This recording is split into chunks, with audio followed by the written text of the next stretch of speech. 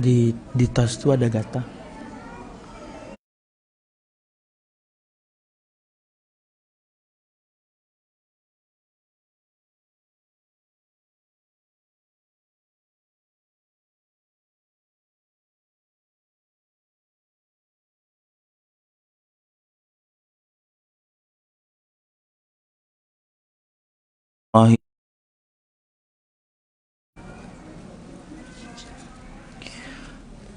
Innal hamdalillah nahmaduhu wa nasta'inuhu wa nastaghfiruh wa na'udzu billahi min shururi anfusina wa min sayyiati a'malina may yahdihillahu fala mudilla lahu wa may yudlil fala hadiya lahu ashhadu an la ilaha illallah wahdahu la syarika lahu wa ashhadu anna Muhammadan abduhu wa rasuluh. Qala Allah Ta'ala fil Qur'anil Karim, a'udzu billahi minasy syaithanir rajim.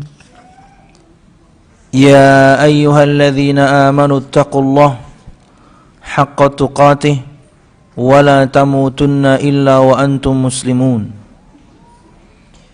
يا أيها الناس اتقوا ربكم الذي خلقكم من نفس واحدة وخلق منها زوجها وبث منهما رجالا كثيرا ونساء واتقوا الله الذي تساءلون به والأرحام إن الله كان عليكم رقيبا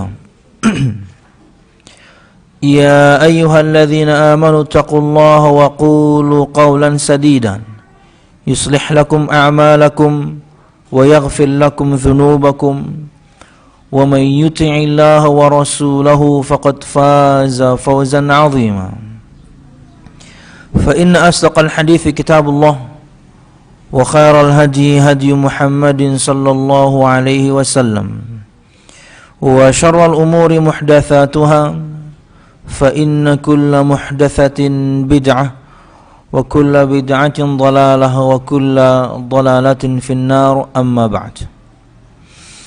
Jamaah sekalian rahimakumullah, alhamdulillah, segala puji dan syukur marilah kita haturkan kepada Allah Subhanahu wa ta'ala.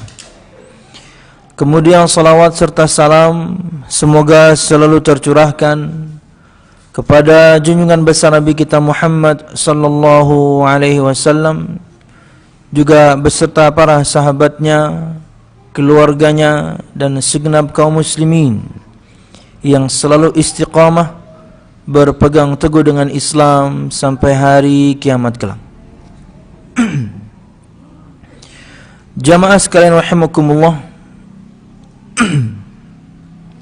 melanjutkan pembahasan kita pada kitab Syarah Al-Usul Al-Thalathah karangan Syekh Muhammad bin Salih Al-Utsaimin rahimahullahu ta'ala, dan masuk pada pembahasan yang baru, yaitu Al-Imanu Bir-Rusul, atau beriman kepada para Rasul Allah Subhanahu wa ta'ala.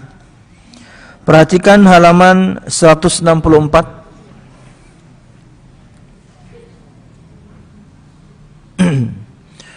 Ar-Rusul jam'u rasulin bimakna mursal ay mab'uth, mab'uthun biiblaghi syai'in, wal muradu huna man uhiya ilaihi minal bashari bisyar'in wa umira bitablighihi, wa awwalur rusuli Nuhun wa akhiruhum Muhammadun sallallahu alaihi wasallam. Qala Allah Ta'ala, inna awhayna ilaika kama awhayna ila Nuhin wal nabiyyina min ba'dih. Wa fi sahih al-Bukhari an Anas bin Malik radhiyallahu anhu fi hadits asy-syafa'ah anna an-nabiy sallallahu alaihi wasallam dzakara anna an-nasa ya'tuna ila Adam liyashfa'a lahum faya'tadhiru ilaihim wa yaqul itu Nuhan awwala rasulin ba'athahu Allah awwalu rasulin itu Nuhan awwala rasulin ba'athahu Allah subhanahu wa ta'ala thumma dzakara tamam al-hadits. Wa qala Allah subhanahu wa ta'ala fi Muhammadin sallallahu alaihi wasallam ma kana Muhammadun aba ahadin min rijalikum walakin Rasulullah wa khataman nabiyyin. Walam takhlu ummatun min rasulin yab'athuhu Allah subhanahu wa ta'ala bi syari'atin mustaqillah ila qaumih aw nabiyyin yuha ilayhi bi syari'ati man qablahu liyujaddiduha. Qala ta'ala wa laqad ba'athna fi kulli ummatin rasulan an i'budu Allah wajtanibut taghut. Wa qala ta'ala wa in min ummatin illa khala fiha nadhirun. Wa qala ta'ala inna anzalna at-taurata fiha hudan wa nur yahkumu biha an-nabiyyuna alladhina aslamu lilladhina hadu. War-rusulu basharun makhluqun laysa lahum min khasa'isir rububiyyati wal uluhiyyati syai'un. Qala Allah Ta'ala an nabiyyi Muhammad sallallahu alaihi wasallam wa huwa sayyidul mursalin wa a'zamuhum jahan 'inda Allah. Qul la amliku li nafsi naf'an wala darran illa ma syaa Allah. Walau kuntu a'lamul ghaiba lastakthartu minal khairi wa ma massani as-su. In ana illa nadhiru wa bashirun liqaumin yu'minun. Wa qala ta'ala qul inni la amliku lakum darran wala rashada. Qul inni lan yujirani min Allahi ahadun walan ajida min dunihi multahada.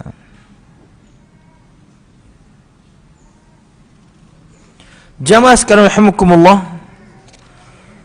masuk kita ke bahasan yang baru, yaitu beriman kepada para rasul Allah subhanahu wa ta'ala.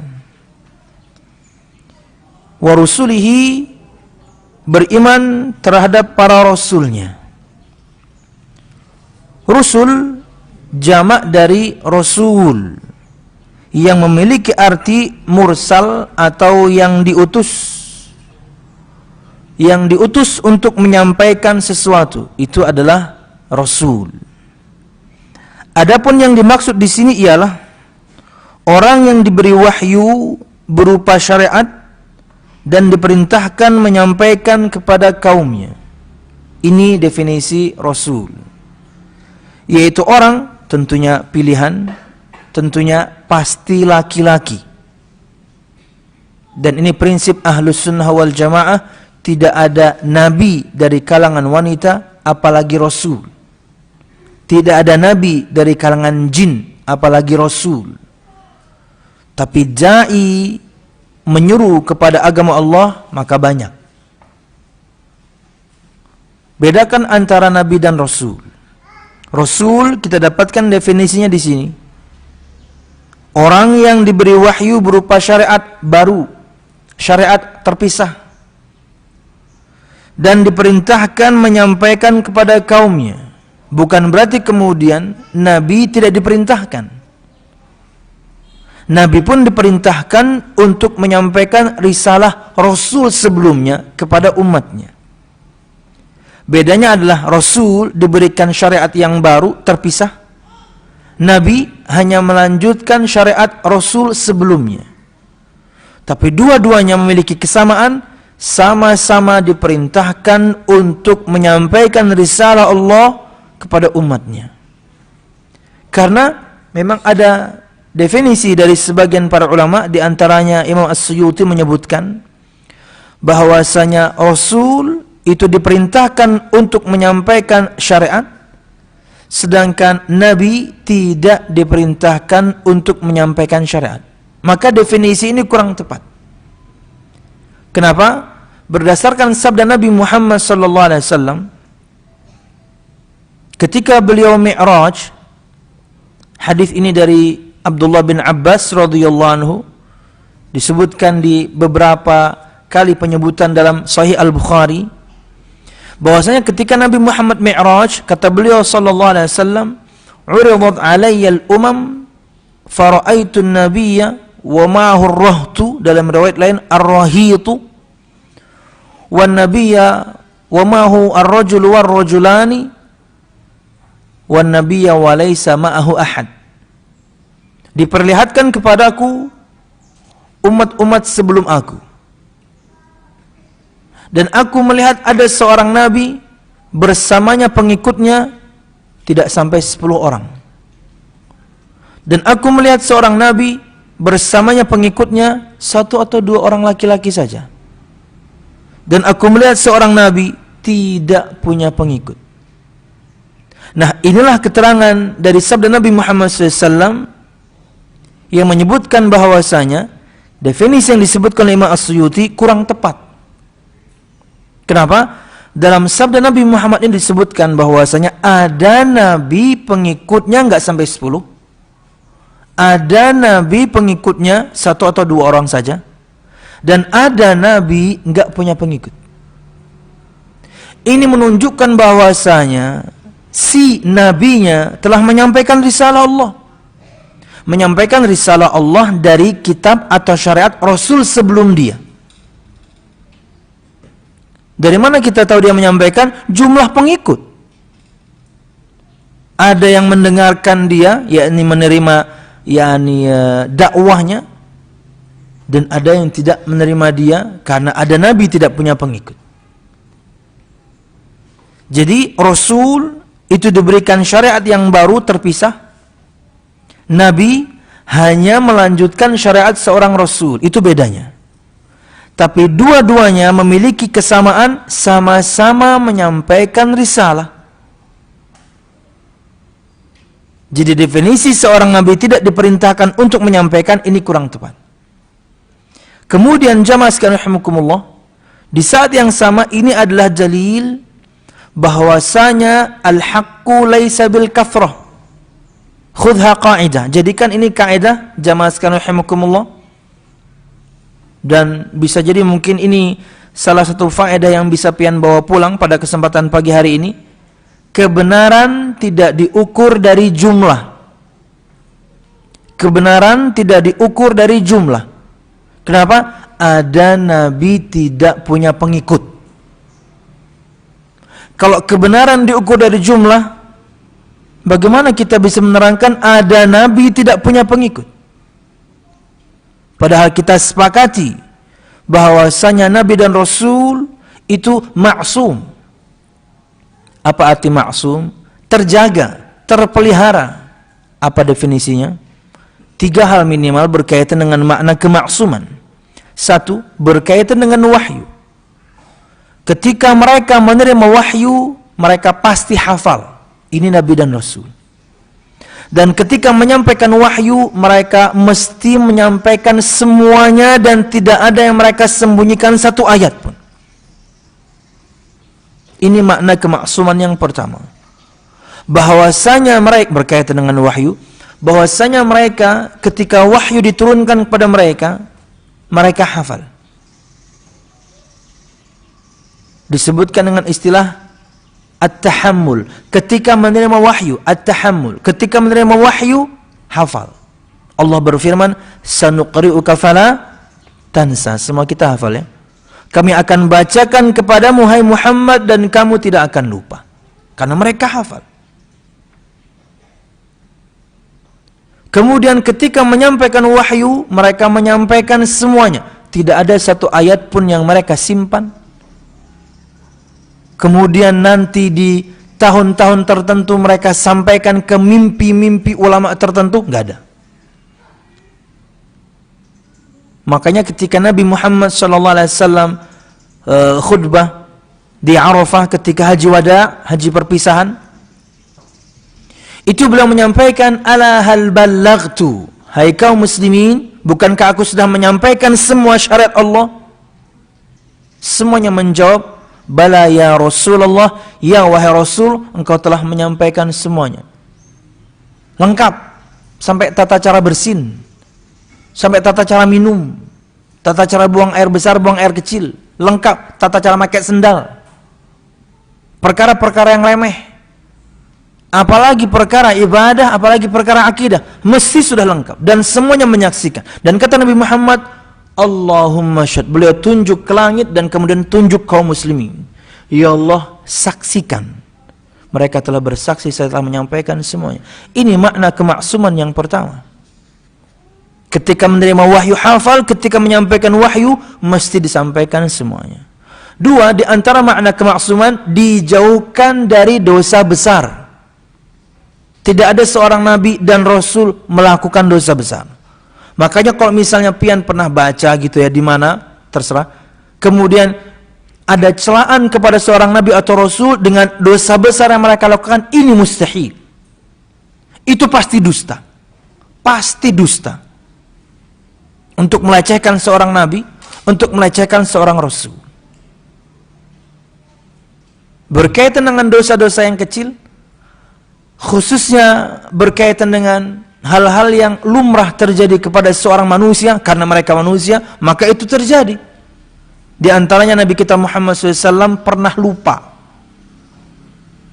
Beliau pernah sholat zuhur, kalau tidak asar, 5 rakaat. Begitu selesai, nggak ada yang berani negur. Karena wahyu masih turun sana-sini. Para sahabat taunya, jangan-jangan memang rakaat sekarang sudah nambah. Makanya mereka nggak tegur. Begitu salat selesai, seorang bertanya, wahai Rasulullah, azida fis shalah, wahai Rasul, apakah sudah ditambah rakaat dalam salat? Karena wahyu masih turun sana sini kan, bisa jadi kemudian berubah. Kata Nabi Muhammad, tidak. Engkau tadi menjalankannya 5, wahai Rasul. Nabi Muhammad SAW bersabda, bertanya kepada sahabat yang lain, betul? Saya menjalankan 5? Betul, wahai Rasul, engkau menjalankannya 5 rakaat. Lalu keluarlah sabda beliau, artinya ini sababul wurud. Artinya kejadian ini adalah sebab adanya hadis berikut. Kata Nabi Muhammad SAW, innama ana bashar, ansa kama tansaun, fa idza nasitu fadzakkiruni. Aku ini hanyalah manusia. Innama dalam bahasa Arab, dan ini pelajaran dalam bahasa Arab, innama, kata-kata innama dalam bahasa Arab, sesungguhnya hanyalah, itu akan mengunci kata yang datang setelahnya. Mengunci kata dan makna yang datang setelahnya.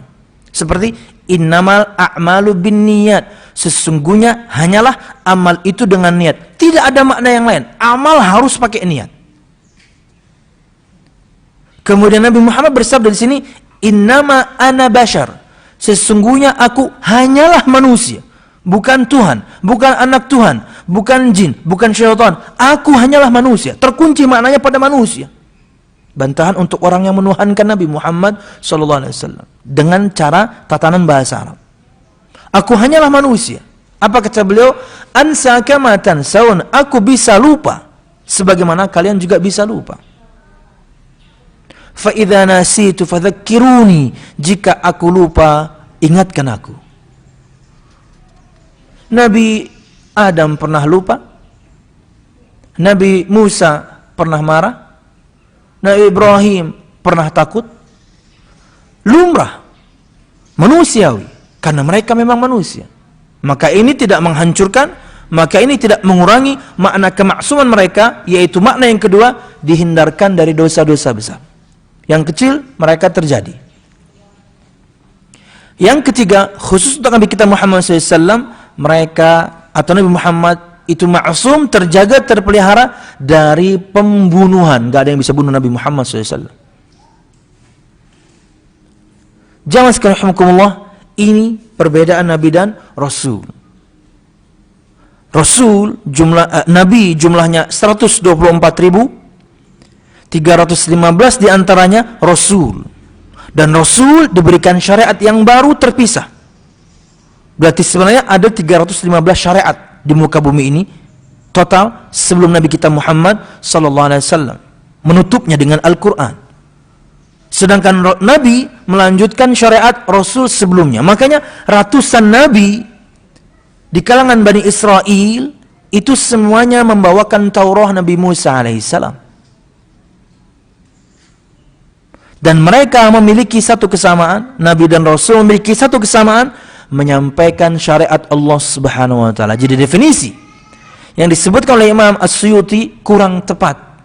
bahwasanya Nabi itu tidak menyampaikan atau tidak diperintahkan untuk menyampaikan risalah, kurang tepat.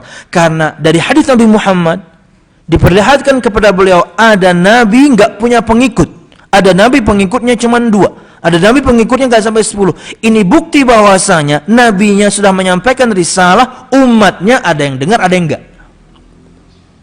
Di saat yang sama, ini adalah dalil bahwasanya kebenaran tidak diukur dari jumlah. Karena kalau kebenaran diukur dari jumlah, bagaimana Anda bisa menerangkan Nabi nggak punya pengikut? Apakah Nabinya salah? Enggak. Nabinya pasti maksum. Ketika menerima wahyu mereka pasti hafal. Ketika menyampaikan wahyu mereka pasti menyampaikan semuanya, tidak ada yang mereka sembunyikan. Allah berfirman, sanuqri'uka fala tansa illa ma sya Allah. Kami akan bacakan kepadamu dan kamu tidak pernah akan lupa kecuali apa-apa yang Allah Subhanahu wa taala kehendaki. Wallahu a'lam bishawab. Ulun ulang. Beriman terhadap para rasulnya. Rusul jamak dari rasul yang memiliki arti mursal atau mab'uts, yang diutus. Jadi kayak, dan ini pelajaran bahasa Arab ya, Rasul bermakna mursal. Dia padahal kata subjek ya, dia subjek, dia fa'il, dia pelaku. Tapi yang dimaksudkan dengannya adalah objek, dia diutus. Contoh mudah yang lain misalnya dalam bahasa Arab, kayak nama anak ulun ya, Jalila. Jalila itu jalil, pelaku sebenarnya. Tapi maknanya adalah mudallala, yang diberikan petunjuk. Rasul, utusan, pelaku dia. Tapi maksudnya mursal, dia yang diutus untuk menyampaikan syariat, untuk menyampaikan sesuatu. Nah, ini pentingnya siapapun di antara kita belajar bahasa Arab. Ini pentingnya siapapun di antara kita belajar bahasa Arab. Dia bagian dari agama. Dan tidak mungkin kita memahami agama ini kecuali dengan kita memahami bahasa Arab. Di pesantren ulun ya, di pesantren Al-Irsyad, itu quote ini terpampang jelas ketika masuk pesantren, ini langsung besar terpampang.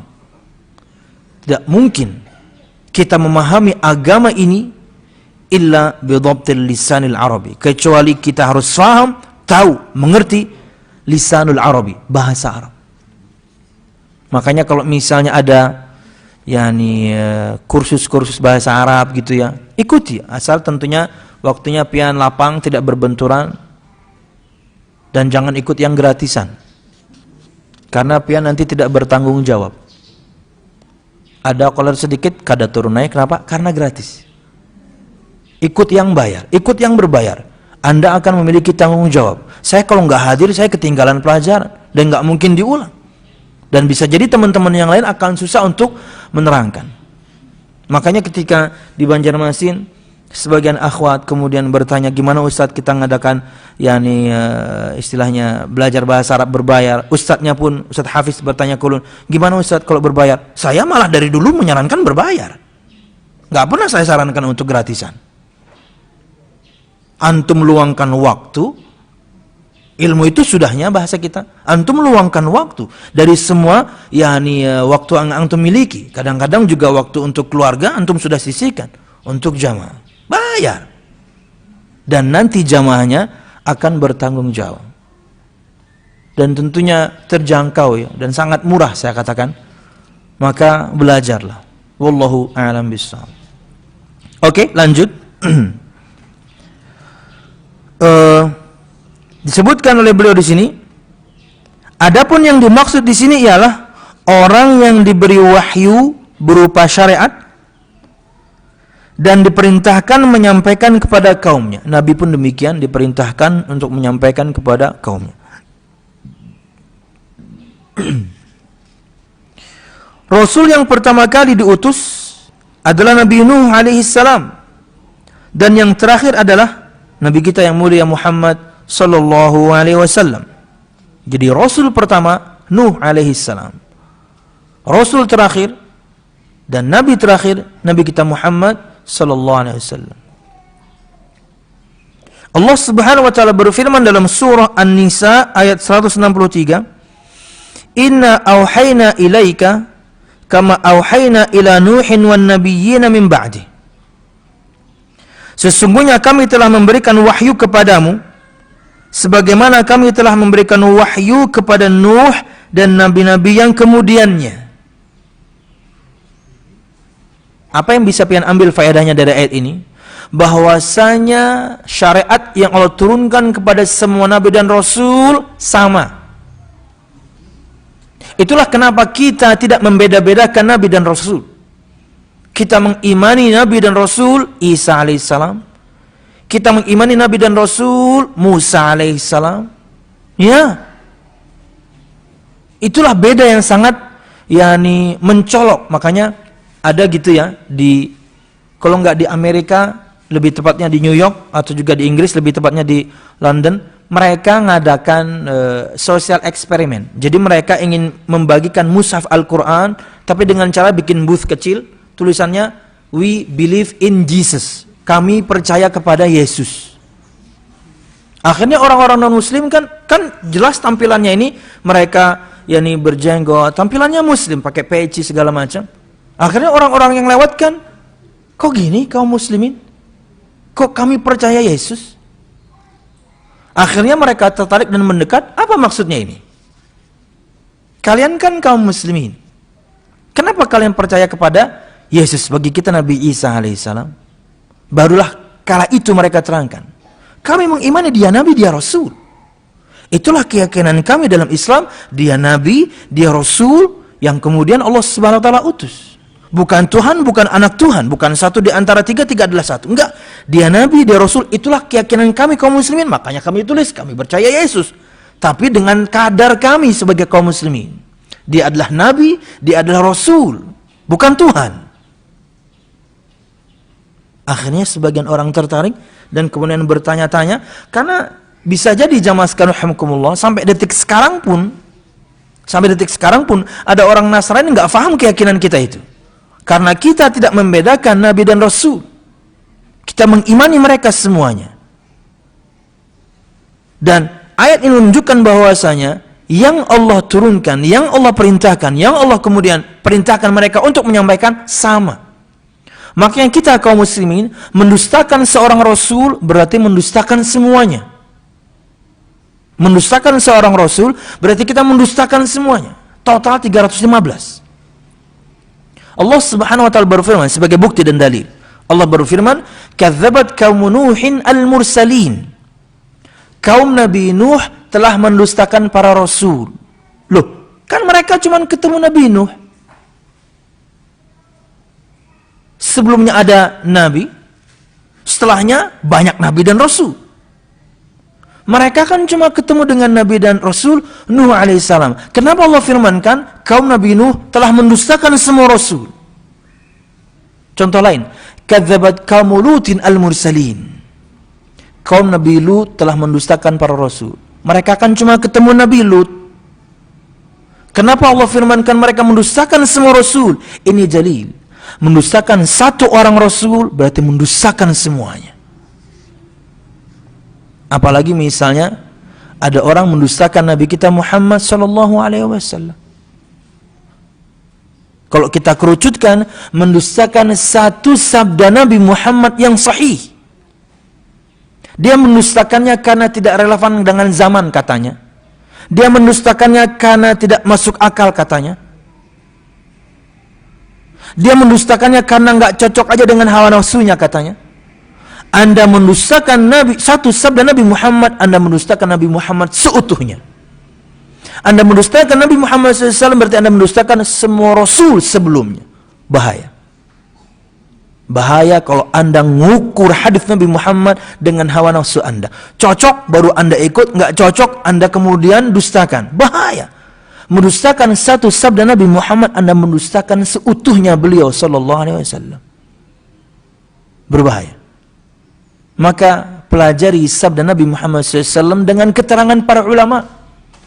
Memang ada hadis-hadis yang memang kalau Anda ukur dengan akal, mungkin akal Anda belum sampai. Tapi bukan berarti hak Anda untuk mendustakannya. Cari keterangan para ulama untuk menerangkannya dan mudah kemudian memahaminya. Satu kitab yang ulun sarankan kepada pian untuk membelinya, yaitu judulnya adalah Ta'wil Mukhtalaful Hadith. Ta'wil Mukhtalaful Hadith, karangan Imam Ibnu Qutaibah. Beliau meninggal tahun 360-an Hijriyah. Dan sudah ada terjemahannya, sudah sejak lama terjemahannya keluar dari Bania Publishing.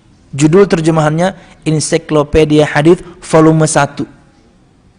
Dan mereka menyebutkan di buku tersebut akan menelurkan yakni Ensiklopedia Hadith nomor 2 yang bahasanya lebih luas. Di kitab ini disebutkan tentunya yakni seratusan masalah, entah itu firman atau sabda yang bagi sebagian orang tidak masuk akal, bagi sebagian orang tidak relevan dengan zaman, bagi sebagian orang tidak higienis. Sebagian sabda Nabi Muhammad kata mereka kok kotor. Ya, baca, beli.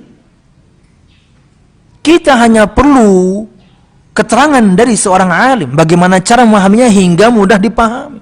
Berkata Imam Ibnu Khuzaimah, kata beliau kepada murid-muridnya tentunya, jika kalian mendapatkan satu firman Allah atau sabda Nabi Muhammad yang secara zahir sepertinya kok bertentangan, ada paradoksi. Kok bertentangan ya? Allah berfirman jika ajal mereka datang, mereka tidak bisa majukan atau undurkan barang sesaat pun. Tapi Allah yang berfirman, barang siapa yang menyambung tali silaturahim, aku panjangkan umurnya. Ini gimana nih ya?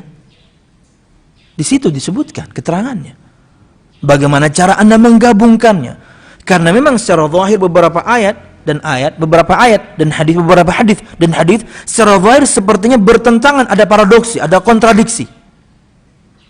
Kata beliau, bawa kepada saya akan menerangkan bagaimana cara menggabungnya. Karena tinggal digabung. Dan itulah kaidah dalam ilmu usul, bahwasanya jika ada secara zahir ayat dan hadis kemudian secara zahir bertentangan, maka gabung dulu. Tidak mungkin ada penggabungan baru kemudian cara yang kedua. Apa itu? An-naskhu. Mana di antara dua dalil ini bisa jadi kemudian ada yang sudah dimansukh, ada yang sudah dihapus hukumnya. Maka harus ditelusuri mana di antara ayat dan hadis yang lebih akhir diriwayatkan atau disampaikan. Maka yang sebelumnya terhapus. Ini perlu pelajaran. Jika tidak ditemukan mana yang lebih akhir yang diturunkan oleh Allah atau mana yang lebih akhir yang Nabi Muhammad sabdakan, baru cara yang ketiga, at-tarjih, dirajihkan salah satu di antara dua dalil. Di antara caranya misalnya, ada satu hadis menerangkan satu hukum, tapi yang meriwayatkan bukan yang mengalami kejadiannya. Dengan satu hadis dengan nada yang sama, tapi dia yang mengalami kejadiannya, dia yang nanya langsung ke Rasulullah. Ini terkadang lebih dikuatkan. Ilmu usul fikih tentunya. Wallahu a'lam bishawab. Jamaah sekalian rahimakumullah, lanjut. Diriwayatkan dalam Sahih Al-Bukhari dari Anas bin Malik radhiyallahu anhu dalam hadis syafaat, panjang hadisnya tentunya ya. Nabi SAW menyebutkan bahwasanya manusia mendatangi Nabi Adam alaihissalam untuk meminta syafaat. Karena kala itu penantiannya sangat lama. Mereka minta syafaat kepada Nabi Adam alaihissalam agar urusannya disegerakan. Penantian di padang mahsyar lama. Tetapi ia menolak dan berkata, datanglah kepada Nuh, dialah Rasul pertama yang diutus Allah. Jadi kita tidak bahas tentang syafaatnya, tapi kita sekarang sedang bahas dalil Nuh adalah Rasul pertama. Berdasarkan perkataan Nabi Adam alaihissalam, datanglah kepada Nuh, dialah Rasul yang pertama. Ketika mereka datang, Nuh pun kemudian menolak, tidak mampu memberikan. Datang pada Nabi Ulul Azmi yang lain, Ibrahim, Musa, Isa, semuanya menolak karena disebutkan di antara alasannya mereka punya kesalahan yang membuat mereka merasa tidak mampu atau tidak layak memberikan syafaat. Akhirnya berakhirlah semuanya pada Nabi kita Muhammad sallallahu alaihi wasallam. Mintalah kepada Muhammad, dan Nabi Muhammad minta izin kepada Allah, "Oh ya Allah, saya ingin berikan syafaat." Kata Allah Subhanahu wa taala, ya Muhammad irfa ra'sak washfa' tushaffa was'al tu'ta washfa' tushaffa. Hai Muhammad, mintalah kamu akan diperkenankan. Mintalah izin untuk memberikan syafaat, kamu akan diizinkan. Angkatlah kepalamu. Dan beliau memberikan syafaat, dan bentuk syafaatnya adalah syafaat khusus. Ini hanya untuk Nabi Muhammad, syafaatul uzma namanya, syafaat agung. Apa bentuk syafaatnya? Agar kaum muslimin disegerakan urusannya, disegerakan urusan perhitungan amalnya. Dan ini hanya dimiliki oleh Nabi kita Muhammad SAW, tidak dimiliki Nabi dan Rasul yang lain, apalagi hanya orang saleh.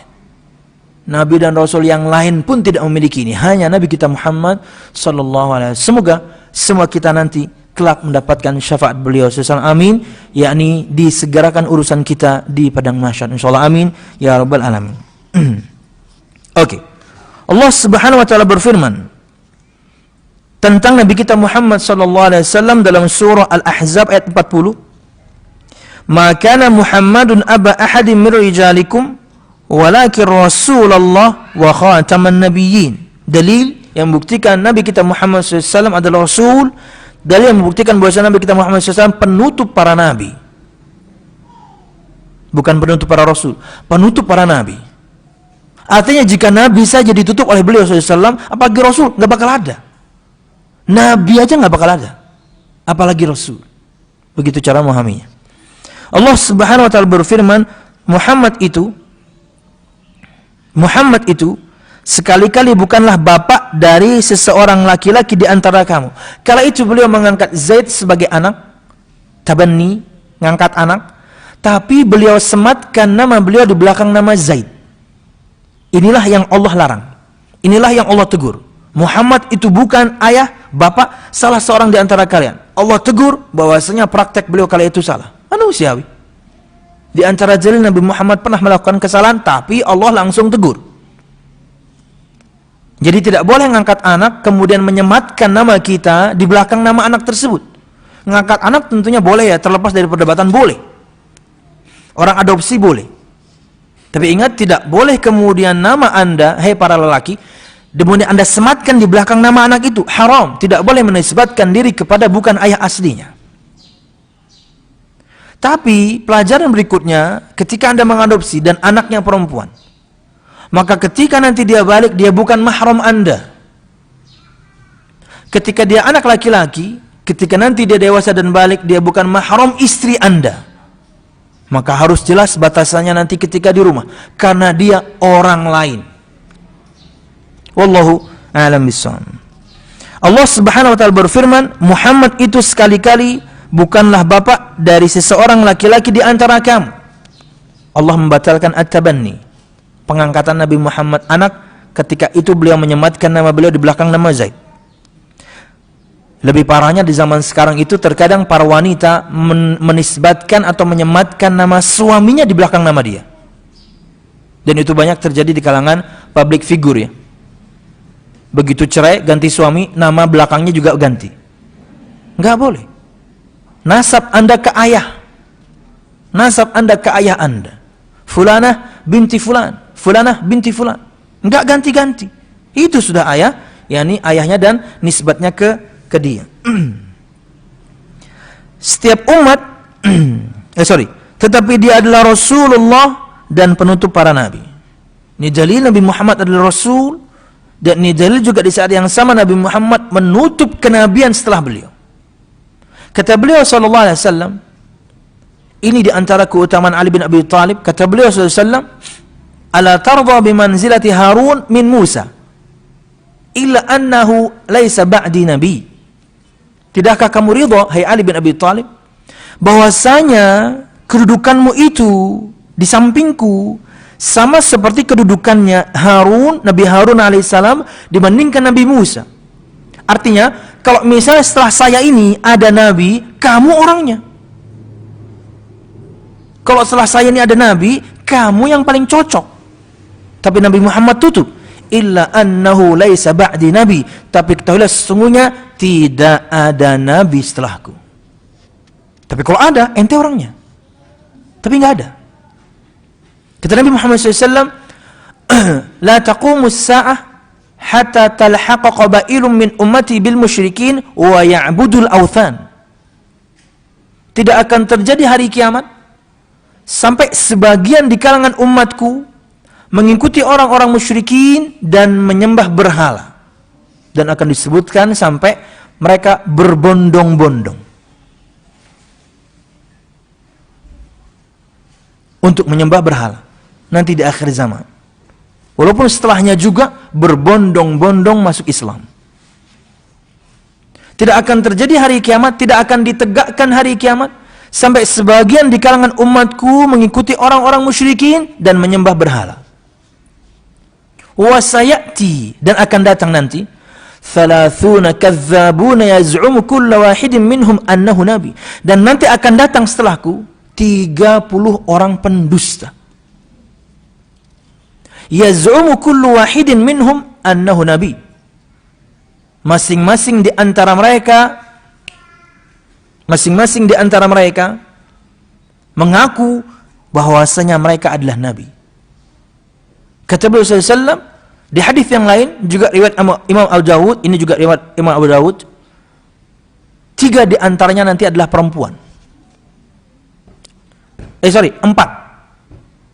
di antara mereka adalah perempuan. Di antara yang 30, 4 itu perempuan nanti. Dan di zaman Umar bin Khattab sudah ada 1. Kita nggak tahu 3 sisanya. Apakah yang di Indonesia itu termasuk yang kita ngerti? Arba'atun minhum niswah. Kata Nabi Muhammad, 4 di antaranya nanti perempuan.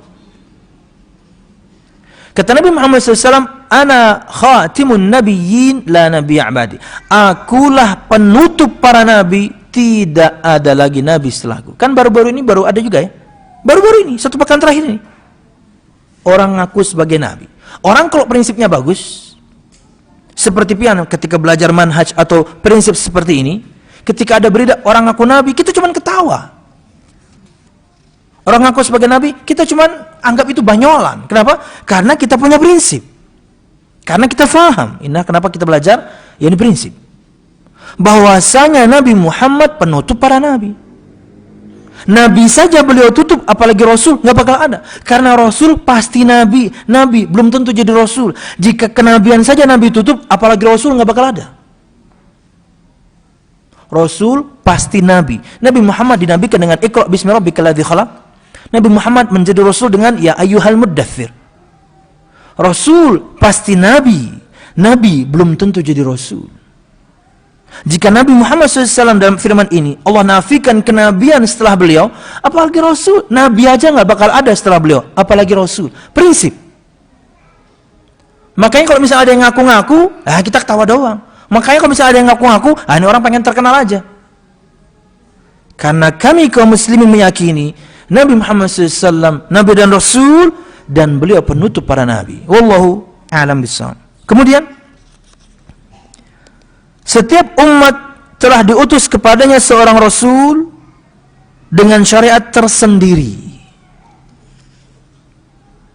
atau seorang nabi yang meneruskan ajaran Rasul sebelumnya untuk memperbaharuinya. Bukan berarti kemudian isinya dirubah, tidak.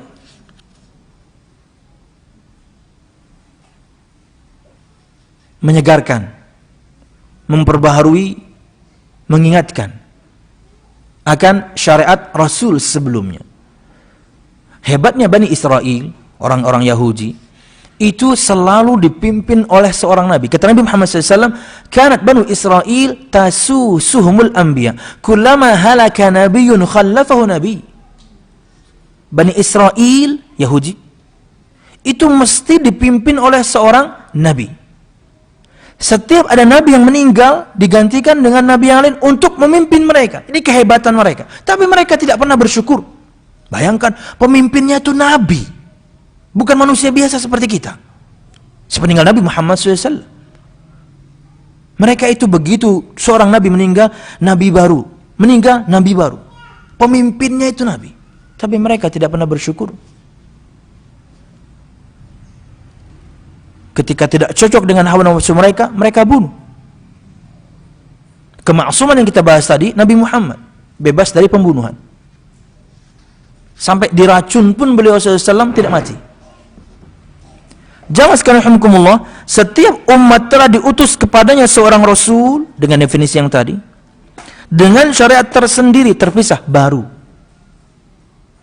atau seorang nabi yang meneruskan ajaran sebelumnya, ajaran rasul sebelumnya untuk memperbaharuinya, mengingatkan kembali.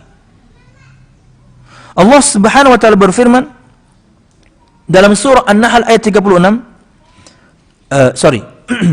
Siapa di antara pian yang belum dapat buku? Saya bawa, saya lupa. Ada yang belum dapat? Ayah, silakan. Antar.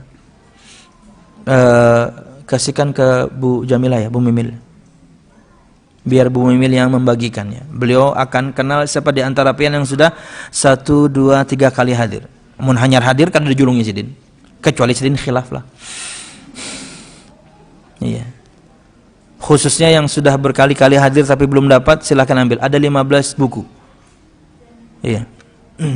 Di pertemuan sebelumnya gratis, hari ini bayar. Enggak, tetap gratis ya. Jamaah sekalian rahimakumullah. Hah? Lihat belakang tuh diantar sama iya. Silakan bagikan dulu. Biar kita baca sama-sama. Padahal alasan behinak benar ya.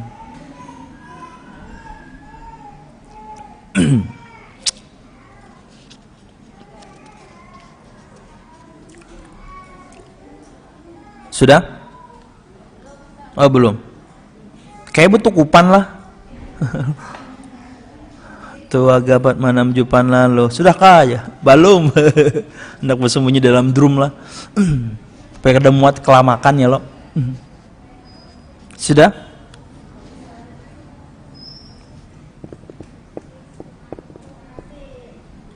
Oke. Buka halaman 165. Buka halaman 165. Ibu-ibu.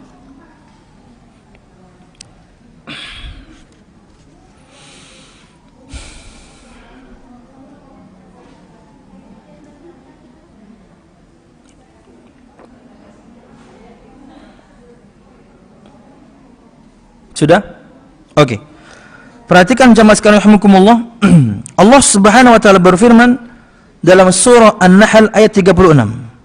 Wa laqad ba'atsna fi kulli ummatin rasulan an i'budullaha wajtanibut taghut. Dan sesungguhnya kami telah mengutus rasul pada tiap umat untuk menyerukan sembahlah Allah saja dan jauhilah taghut.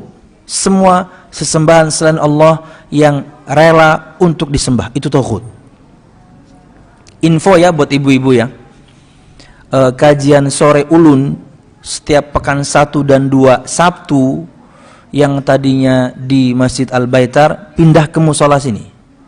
Sabtu sore habis asar, ya 4.30 lah sampai jam 6. Dengan kitab Minhaj Al-Firqatun Najiyah, jalan golongan yang selamat. Sabtu sore, pekan 1, pekan 2. 4.30 di musola depan ini, Nurul Huda. Oke. Jamaah sekalian rahimakumullah. Allah berfirman, dan sesungguhnya kami telah mengutus Rasul pada tiap umat, pada tiap generasi. Allah utus seorang Rasul untuk menyerukan sembahlah Allah Subhanahu wa taala saja. Tauhidkan Allah. Esakan Allah Subhanahu wa taala satu-satunya, tiada sekutu baginya. Wajtanibut taghut, dan jauhilah taghut, semua sesembahan selain Allah yang rela ridha untuk disembah. Itu salah satu di antara macam-macam makna taghut. Kalau yang biasa didemokan sebagian orang, dasar pemerintah taghut, nah itu lain ini maknanya. Pemerintah yang tidak menegakkan syariat Islam, taghut, melampaui batas. Togho itu taghut, dari kata togho itu melampaui batas. Oke. Kemudian Allah juga berfirman dalam surah Fatir ayat 24, wa in min ummatin illa khala fiha nadhir. dan tidak ada suatu umat pun melainkan telah ada padanya seorang pemberi peringatan. Pertanyaan, lalu bagaimana jarak antara Nabi Isa sampai Nabi Muhammad hampir 400-an tahun ya, bahkan mungkin lebih ya. Tidak ada nabi, tidak ada rasul. Bagaimana? Ada yang bisa jawab? Allah berfirman, dan tidak ada suatu umat pun melainkan telah ada padanya seorang pemberi peringatan. Pada ada masa fatrah, masa kekosongan, tidak ada nabi, tidak ada rasul, jarak jeda antara Nabi Muhammad ke Nabi Isa. Siapa yang bisa jawab? 400 tahun ya, kurang lebih 3 atau 400 tahun, berarti ya minimal 4 sampai 5 generasi itu. Kalau umur standar yakni 60-70 tahun. Siapa yang bisa jawab? Yang bisa dapat rambutan metek sendiri depannya. Habang-habang dah rambutannya, Bu, gratis lah Bu. Nyaman kami butiki mbak ini. Ulun bawa plastik berdua orang mulai rumah. Ada yang bisa jawab? Jamaah. Betul, jarak antara Nabi Isa dengan Nabi Muhammad kosong. Tapi bukan berarti kemudian yang menyeru, yang mengingatkan akan syariat Nabi dan Rasul sebelumnya, which is itu adalah Nabi Isa alaihissalam atau Injil, ada. Disebutkan ketika Nabi Muhammad SAW beliau diutus menjadi Rasul. Jibril dalam bentuk beliau diutus jadi Nabi. Kemudian beliau disebutkan yakni sakit 40 hari. Karena dahsyatnya datangnya wahyu kepada beliau sallallahu alaihi wasallam. Kala itu istri beliau Khadijah radhiyallahu anha melaporkan kepada anak pamannya Waraqah bin Naufal akan apa yang terjadi pada suaminya itu Nabi kita Muhammad SAW. Apa katanya?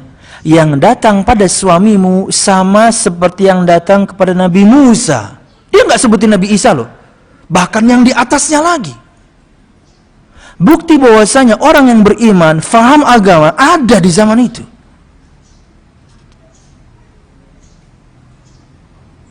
Dan jika saya masih hidup ketika suamimu nanti diutus menjadi Rasul, sungguh aku akan menolongnya. Bayangkan. Artinya di zaman itu ada orang yang beriman dengan agama yang lurus, bahkan agama Hanif Nabi Ibrahim masih ada. Cuman orang-orang di zaman itu memang memilih untuk menyembah berhala, memilih untuk menyembah sesembahan selain Allah, termasuk dua orang tua Nabi Muhammad SAW. Kosong, betul, tapi syariat berlanjut. Yang beriman ada. Dan orang-orang di zaman itu memang memilih untuk berbuat syirik kepada Allah Subhanahu wa ta'ala. Wallahu a'lam bishawab. Oke. Kemudian juga firman Allah Subhanahu wa ta'ala dalam surah Al-Maidah ayat 44. Allah berfirman, "Inna anzalna at-taurata fiha hudan wa nur." Yahkumu biha an-nabiyyuna alladhina aslamu lilladhina hadu. Sesungguhnya kami telah menurunkan kitab Taurat. Apa yang bisa kita ambil dari kata-kata yang sejenis dengan ini dari Allah Subhanahu wa taala? Inna anzalna. Sesungguhnya kami telah menurunkan. Apa faedahnya, Bu? Dalil Allah di atas langit. Dengan turunnya kitab dari Allah Subhanahu wa taala. Dalil, salah satu di antara banyak dalil yang menyebutkan akan Allah memiliki sifat ulu atau tinggi. Dua makna sifat tinggi. Satu, sifatnya tinggi. Dua, Allahnya tinggi. Sifatnya tinggi, tidak ada makhluk siapapun yang bisa menandingi tingginya sifat Allah. Dua, Allahnya tinggi di atas semua makhluknya. Sesungguhnya kami telah menurunkan kitab Taurat yang di dalamnya ada petunjuk dan cahaya yang menerangi, yang dengan kitab itu diputuskan perkara orang-orang Yahudi oleh nabi-nabi yang berserah diri kepada Allah Subhanahu wa ta'ala. Nabi-nabi disebutkan di sini ya, karena memang banyak nabi setelah Nabi Musa alaihissalam, dan semua nabi itu membawakan Taurat, yakni yang turun kepada Nabi Musa alaihissalam. Sesungguhnya kami telah menurunkan kitab Taurat yang di dalamnya ada petunjuk dan cahaya. Tentunya di antara prinsip kita sudah sebutkan pada pertemuan yang lalu, bahwasanya Al-Quranul Karim adalah kitab yang terakhir yang Allah turunkan untuk umat manusia, menghapuskan semua syariat sebelumnya. Menghapuskan semua syariat sebelumnya. Ini tentunya sebelum dihapuskan. Karena setelah itu mereka rubah isinya sesuai dengan hawa nafsu mereka. Semuanya kebenaran, kesalahan Taurat dan Injil, kebenaran Taurat dan Injil, apalagi kesalahannya yang sudah mereka rubah, dihapuskan dengan Al-Quranul Karim. Dan Nabi kita Muhammad SAW diutus untuk segenap umat manusia, bahkan jinnya. Sesungguhnya kami telah menurunkan kitab Taurat yang di dalamnya ada petunjuk dan cahaya. Demikian juga Al-Quran, petunjuk dan cahaya. Yang ingin mendapatkan petunjuk, maka bacalah Al-Quran. Cahaya di sini tentunya maknawi ya. Tapi bisa jadi kemudian juga betul-betul makna hakiki. Anda akan lihat bagaimana wajah orang-orang yang selalu membaca Al-Quran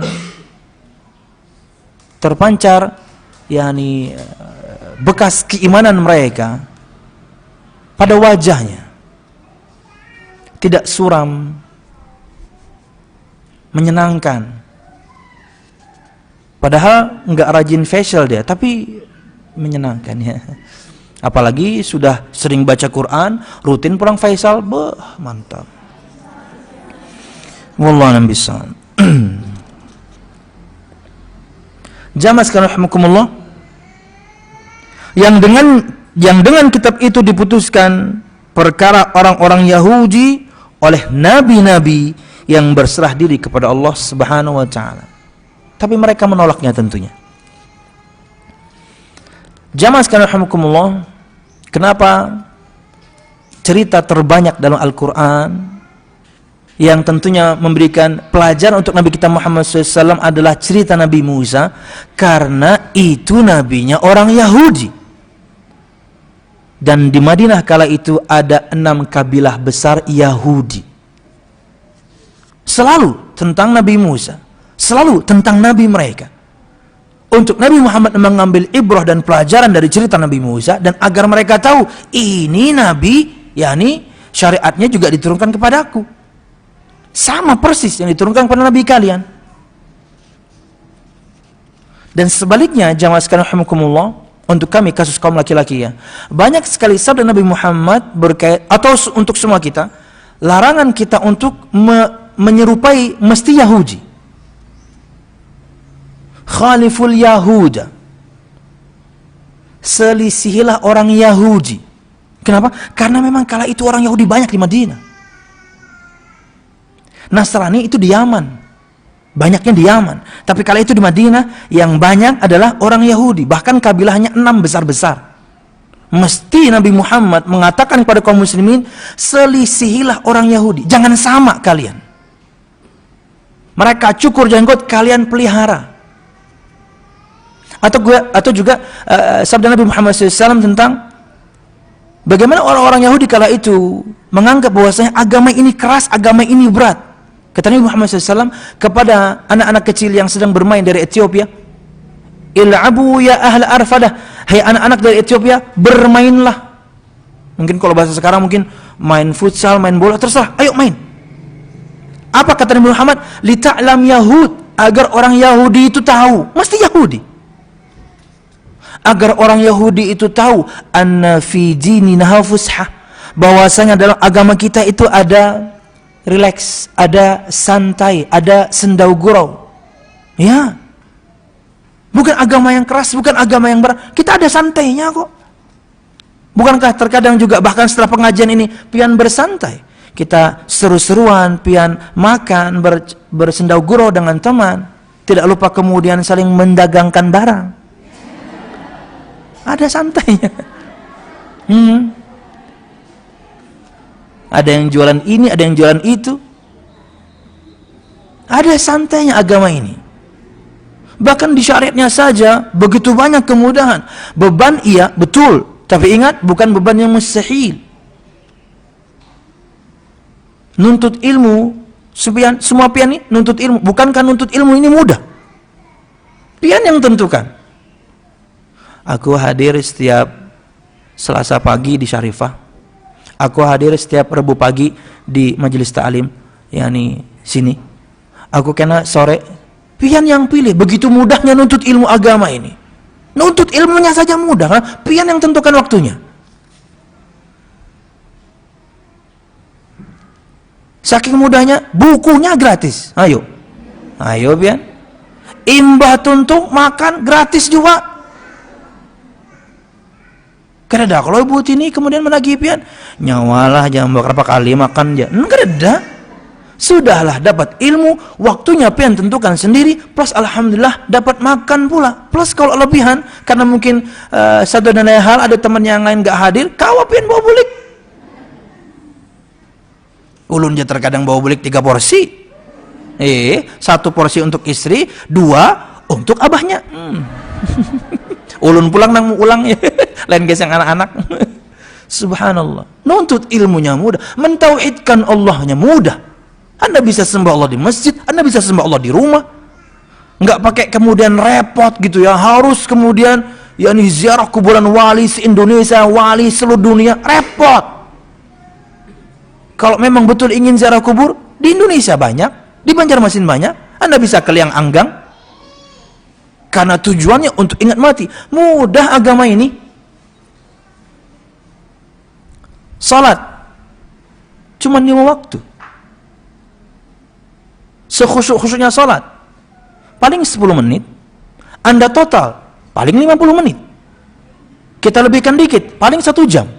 Dari 24 jam, mudah. Dari mana beratnya? Dari mana kerasnya? Ketika sholatnya kemudian gak mampu berdiri, mungkin karena Anda sakit, mungkin karena Anda masalah pada tulang punggung, tulang belakang, tulang ekor, silahkan duduk. Duduk pun berat, silahkan rebahan. Nggak ada air, boleh tayamum. Ketika safar, boleh dikosor. Ketika safar, boleh dijama. Kemudahan demi kemudahan. Puasa, cuman 30 hari.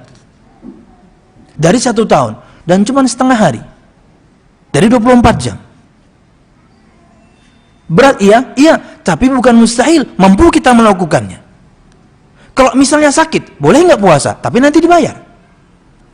Sedang haid, sedang nifas, harus nggak puasa, tapi nanti dibayar. Kemudahan demi kemudahan, ini agama Allah. Dari mana kerasnya?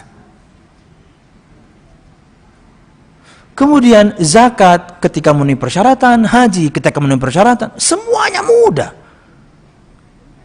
Makanya kata Nabi Muhammad SAW, bermainlah hai anak-anak Ethiopia, agar orang Yahudi tahu bahwasanya dalam agama kita ini ada rileksnya, ada santainya, ada slow guraunya, ada bermainnya, biasa.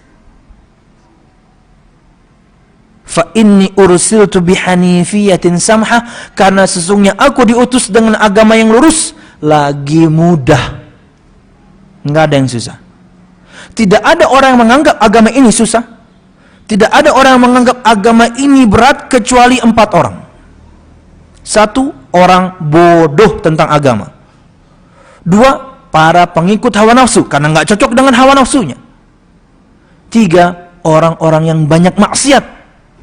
4, para pengikut agama nenek monyong. Wallahu a'lam bishawab. Lanjut jamaah. Padahal nenek itu kada bergigi lagi lah. Tapi tetap monyong.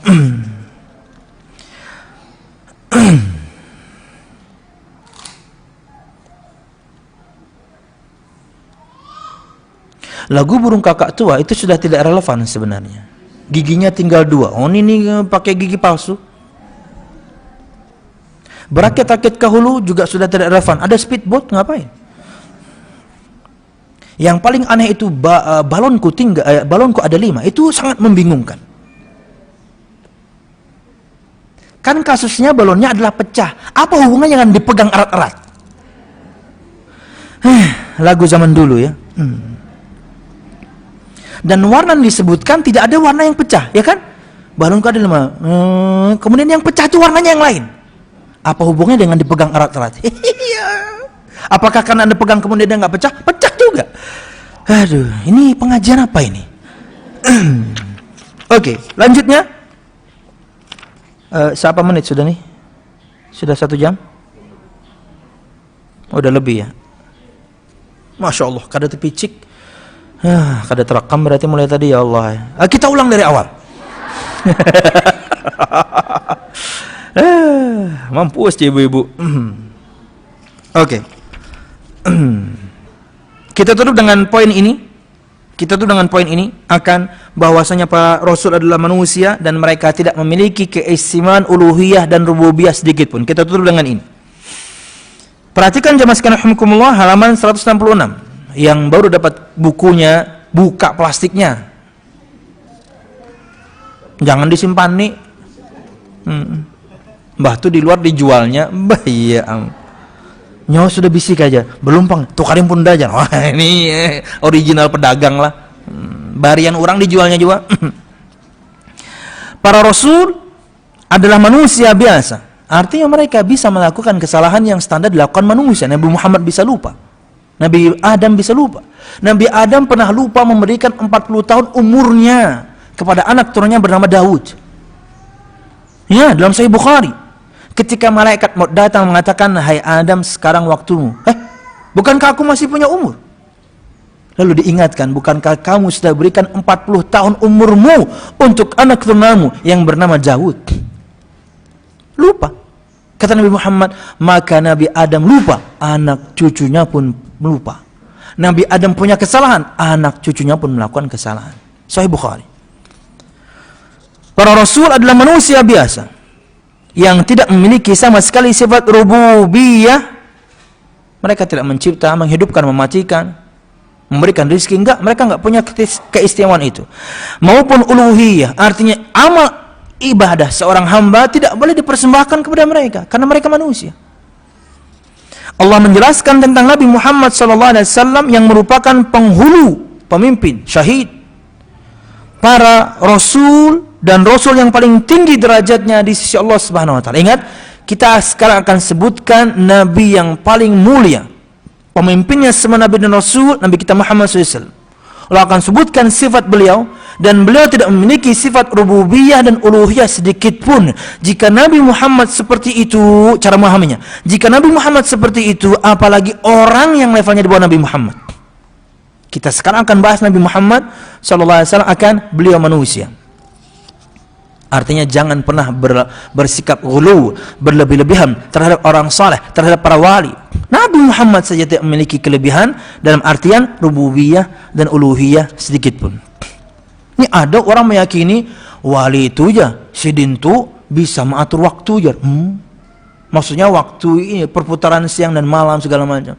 Bukan mengatur waktu kemudian tukang jam lah, jam berapa? Oh ini jangan itu. Enggak. Wali itu tuh tahu perkara gaib ya? No. Nabi Muhammad saja tidak tahu yang terjadi besok. Nabi Muhammad luka wajahnya ketika perang Uhud, patah giginya ketika perang Uhud, minta bantu temannya atau para sahabat mencarikan buhul ketika beliau disihir. Beliau nggak tahu perkara gaib. Ini datang orang, nggak tahu dari mana arahnya, tiba-tiba tek pakai gamis, pakai sorban, celaknya kandal. Bahwasanya masa depan Anda mualang dukun. Anda mau pakai jas rapi, pakai dasi. Anda mau pakai sorban, pakai gamis putih. Tidak lupa kemudian dengan tasbihnya. Tapi Anda mengaku-ngaku mengetahui perkara gaib, Anda deudu kauku n. Dukun. Baru usah menyambat wali orang soleh, kada dukun pian. Karena Nabi Muhammad saja tidak tahu, siapa Anda kemudian kok tahu? Dasar dukun. Terkadang juga ada embel-embel yang lain ya, dukun cabul. Wallah nabi sam. Lanjut. Para rasul adalah manusia biasa yang tidak memiliki sama sekali sifat rububiyah maupun uluhiyah. Sifat rububiyah artinya Nabi Muhammad SAW tidak memiliki sifat rububiyahnya Allah. Maha pencipta, maha mengatur segala urusan, maha kuasa, menghidupkan, mematikan, memberikan rizki, dan lain sebagainya. Nabi Muhammad, Nabi dan Rasul sebelum beliau tidak punya keistimewaan itu. Karena mereka manusia. Lalu Ustaz, bagaimana dengan mukjizat? Itu pemberian Allah. Bagaimana dengan mukjizat pada Nabi Rasul? Itu Allah yang kasih, itu Allah yang beri. Mereka nggak bisa hadirkan sendiri. Hadirnya mukjizat dari mereka itu dari Allah untuk menguatkan dakwahnya, untuk menolong nabinya. Kalau kamu betul Nabi dan Rasul, coba belah bulan. Nabi Muhammad belah bulan dengan ketentuan Allah, dengan izin Allah. Kemampuan Nabi Muhammad sendiri nggak bisa. Beliau hanya mengisyaratkan jari telunjuknya ke bulan dan terbelah betul-betul terpisah jauh, bukan cuma sedikit, bukan dekat, jauh terpisahnya, belah. Disebutkan bahkan terbelah di antara dua bukit yang sangat jauh, belah. Sallallahu alaihi wasallam. Beliau pribadi nggak bisa. Itu pemberian Allah. Allah berikan itu untuk menjawab tantangan umatnya, atau nabinya kadang-kadang juga nantang. Kalau saya bisa begini begitu, kalau mau beriman enggak? Seperti yang terjadi juga pada Nabi Saleh. Kalau kamu betul Nabi, coba keluarkan dari batu cadas ini onta dengan sifat demikian dan demikian. Kata dia, kalau saya bisa hadirkan, apakah kalian kemudian akan beriman? Ya, kami beriman. Dia cuma berdoa keluar onta dari batu. Bukan kemudian dari mungkin lumpur atau tanah mungkin yang gembur masuk akal keluar, atau kemudian dari semak-semak, enggak, batu. Mukjizat. Tetap mereka kala itu ada yang beriman dan ada yang tidak. Bayangkan, sudah melihat mukjizat sebegitu dahsyatnya, tetap ada yang tidak beriman. Hidayah milik Allah Subhanahu wa taala. Allah menjelaskan tentang Nabi Muhammad SAW yang merupakan penghulu para rasul dan rasul yang paling tinggi derajatnya di sisi Allah Subhanahu wa taala. Allah berfirman dalam surah Al-A'raf 188, "Qul la amliku li nafsi naf'an wala darran illa ma syaa Allah. Walau kuntu a'lamul ghaiba lastakthartu minal khairi wa ma massani as-su. In ana illa nadhiru wa basyirun liqaumin yu'minun."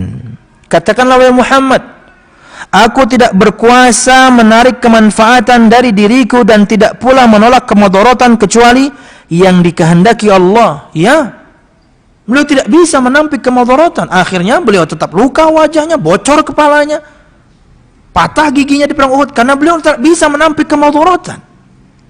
Sallallahu alaihi wasallam. Dan sekiranya aku mengetahui yang gaib, tentulah aku membuat kebajikan sebanyak-banyaknya dan aku tidak ditimpa kemudaratan. Kalau tahu, tapi beliau kan nggak tahu. Makanya tetap ikut perang dan kemudian beliau terluka. Ingat ya, Nabi kita, Nabi Anda, Nabi kita semua kaum muslimin luka. Dari mana Anda kemudian kebal itu? Itu ilmu dari setan. Nabi Anda yang mulia, Nabi kita yang agung yang mulia SAW, penghulunya semua nabi, pemimpin semua nabi dan rasul, nabi yang paling tinggi derajatnya di sisi Allah, luka karena beliau manusia, patah giginya karena beliau manusia, bocor kepalanya karena beliau manusia. Dari mana ilmu kebal itu? Wah, sayat-sayat sini-sini, setan semua ya. Siapa itu? Teman dukun yang tadi. Aku tidak lain hanyalah pemberi peringatan dan pemberi berita gembira bagi orang-orang yang beriman. Jika Nabi saja seperti ini, apalagi kepada orang yang levelnya jauh di bawah beliau. Nabi saja seperti ini, sallallahu alaihi wasallam. Lanjut. Kurang lebih maknanya sama firman Allah Subhanahu wa taala surah Al-Jin ayat 21 dan 22. Allah berfirman, "Qul inni la amliku lakum darran wala rasyada.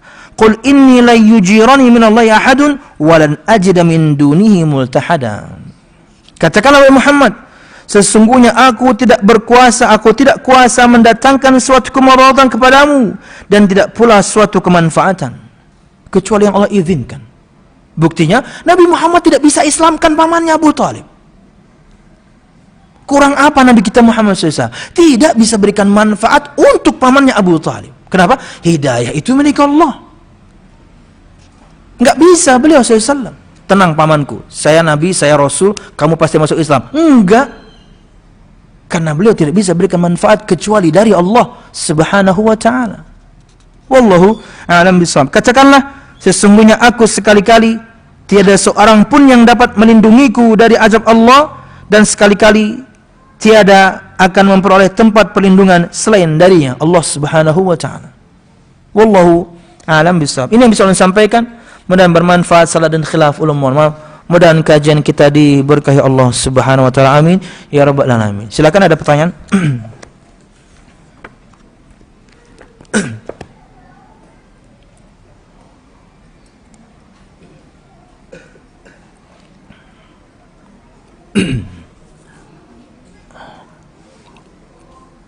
Ya, silakan. Itu belakang. Jangan banyak-banyak ya. Lapar dah. Ah, ini videonya sampai ke belakang. Oh ya. Kalau karena Rifkon gak ada, antum gak ada tembak ke belakang. Oh ya.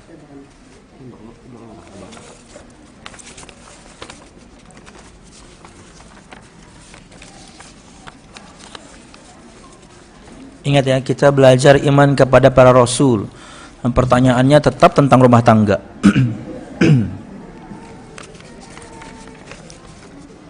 Cukup ya, cukup. Udah banyak ini. Bismillah, barakallahu fiik. Ustaz, fiikum barakallah.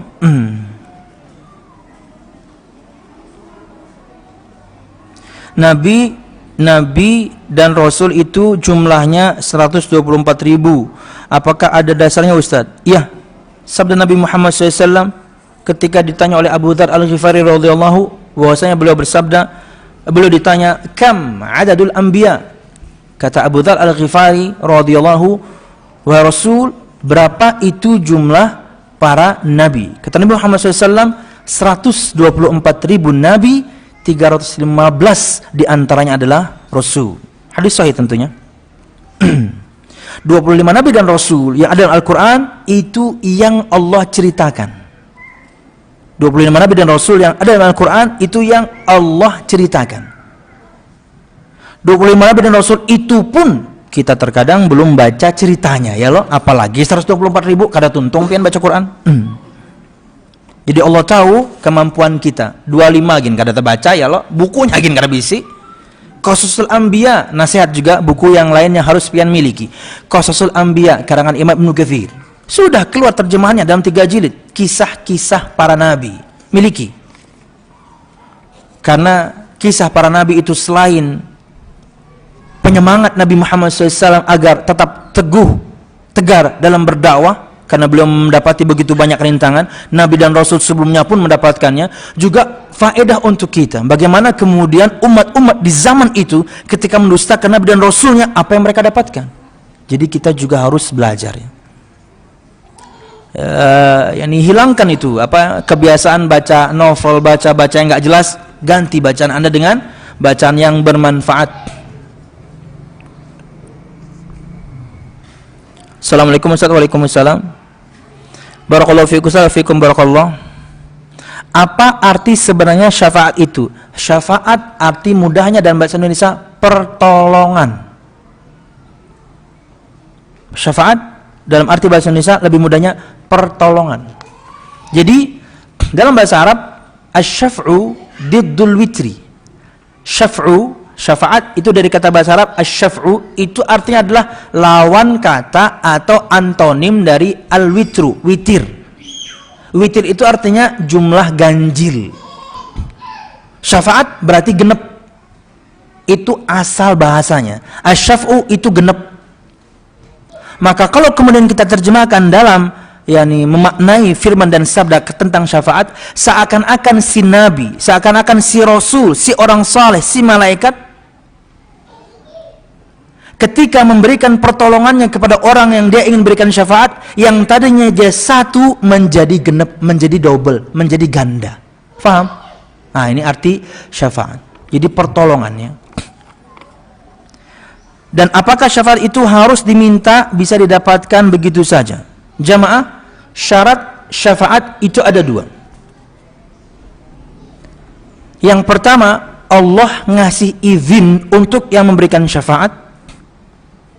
2, Allah ngasih ridho untuk kepada siapa syafaat itu diberikan, yaitu harus orang yang mengesahkan Allah. Ulun-ulang, pemberi syafaat bisa siapapun, bisa nabi, bisa rasul, bisa malaikat, bisa orang saleh. Anda pun bisa, tapi syaratnya ada 2. Ini kita sedang bicarakan yang memberi syafaat, yang memberi pertolongan. 1, Anda dikasih izin. 2, ketika Anda diberikan izin, kepada siapa syafaat ini akan Anda berikan, itu Allah harus lihat, harus Allah ridhoi. Anda dapat izin. Perhatikan ibu-ibu, Anda dapat izin. Tapi Anda ingin berikan pertolongan ini kepada orang tua Anda yang non-muslim. Bisa? Nggak bisa. Di hari kiamat kelak, ya Allah, saya ingin memberikan syafaat. Boleh, kamu diberikan izin. Tahu-taunya untuk orang tua saya. Nggak bisa, orang tua kamu dulu meninggal dalam keadaan non-muslim. Harus kepada orang yang mengesahkan Allah. Walaupun mereka pelaku dosa, tapi mereka tidak berbuat syirik. Harus Allah ridhoi. Ini persyaratan yang memberi. Kalau kasusnya kita adalah berharap kita yang mendapatkan, kita harus yang nomor 2 ini.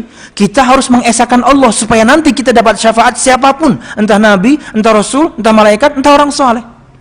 Jadi harus kita menjadi orang nomor 2 yang diridhoi, yaitu yang mengesahkan Allah, mentauhidkan Allah. Itulah pentingnya tauhid. Karena orang yang berbuat syirik tidak bisa tertolong kecuali 1 orang, Abu Talib, paman Nabi Muhammad SAW. Pertolongannya itu pun khusus untuk Nabi Muhammad dan khusus untuk dia. Dan bentuk syafaatnya adalah diringankan azab, bukan dikeluarkan dari neraka, diringankan saja. Kata Nabi Muhammad SAW, inna ahwana ahlin nari azaban yawmal qiyamah la rajulun yudha'u baina akhmasi qadamaihi jamratun yaghli minhu dimaghuhu. Sesungguhnya orang yang paling ringan azabnya nanti di hari kiamat adalah seorang laki-laki atau juga perempuan, diletakkan di bagian kosong telapak kakinya jamrah, bara api, dengannya mendidih otaknya. Dan dia mengira itu azab yang paling berat, padahal kata Muhammad itulah yang paling ringan. Itulah yang didapatkan oleh Abu Talib. Kalau bukan karena saya, kata Nabi Muhammad, Abu Talib paman beliau dikeraknya api neraka. Kalau bukan karena saya, tapi dia ada di bagian atasnya. Wallahu a'lam bishawab. Assalamualaikum Ustaz. Waalaikumsalam. Ini asik nih, tulisannya gede-gede. Jika kita mengadopsi anak, tapi kita menyusui anak tersebut, apa bisa dikatakan mahram anak tersebut dengan kita? Iya. Yang jadi masalah ketika Anda gak punya anak, apa air susu Anda keluar? Itu pertanyaannya.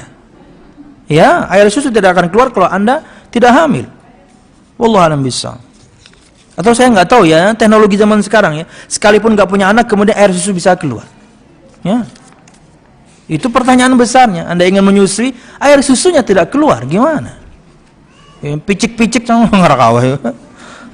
Ayo nak, lakasin nak. Kalanya bayinya berpandir, kada keluar mah air atau kada pian. Oke, assalamualaikum. Waalaikumsalam. Ustadz, apakah wanita keguguran bisa dikatakan dengan wanita nifas? Kapan kita bisa ini wanita keguguran, apakah dikatakan dengan wanita nifas? Jamaah sekalian rahimakumullah, saya tidak tahu terlalu dalam soal ini. Yang jelas yakni darah nifas, darah yang keluar setelah melahirkan. Pembahasannya itu adalah pada bulan berapa kemudian orang ini kegugurannya. Iya, saya lupa. Yang jelas darah nifas, darah setelah melahirkan. Sekarang bab keguguran, maka apakah ia masuk bagian dari darah nifas, maka akan dilihat berapa umur kehamilannya. Sebagian mengatakan jika kegugurannya sebelum ditiupkannya ruh, maka bukan nifas. Tapi setelah ditiupkannya ruh 3 bulan, 120 hari, 4 bulan, 120 hari, maka ia adalah darah nifas. Wallahu a'lam bishawab. Untuk perkara ini, saya sarankan pian tulis, apakah darah keguguran, darah nifas, klik konsultasisyariah.com. Ustadz Amin Nur Bait sebutkan khilaf begitu banyak. Salah satu di antaranya ulun sebutkan tadi, agar pian tambah luas ilmunya. Tapi yang jelas, ini umur, ini kehamilannya yang diukur oleh para ulama. Wallahu a'lam bishawab. Jika di atas 4 bulan, iya.